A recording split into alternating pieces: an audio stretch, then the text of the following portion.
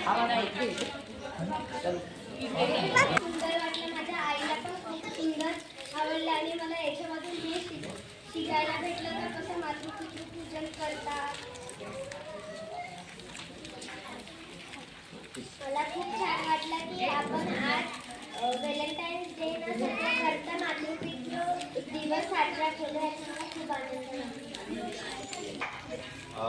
ज्या प्रकारे आपण टीव्हीवर बघतो किंवा जे आपल्या मोबाईलवर बघतो की सर्वजण व्हॅलेंटाईन डे म्हणजे फक्त लाल फुलं आणि महागडे गिफ्ट देऊन फक्त एक वेगळ्या प्रकारचं असं पश्चिमात्य संस्कृतीचं अनुकरण करतो.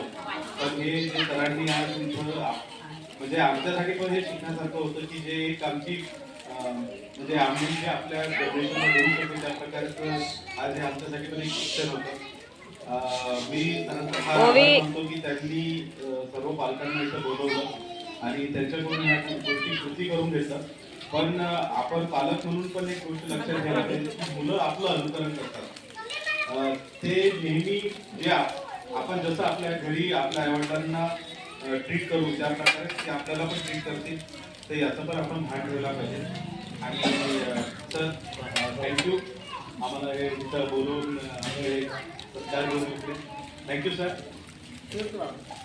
हा 14 फेब्रुवारीला जो आयोजित केला जातो तो आज आपल्या संस्कार शाळेमध्ये या त्यांच्या माध्यमातून जो विषय सादर करण्यात आला हा खूप प्रेरणादायी प्रोग्राम होता.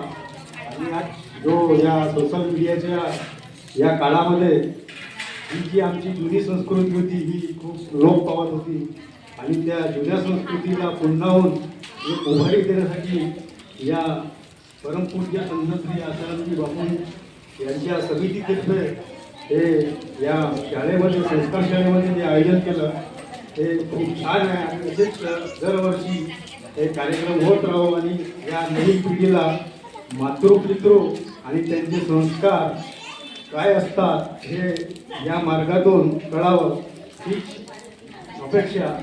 धन्यवाद.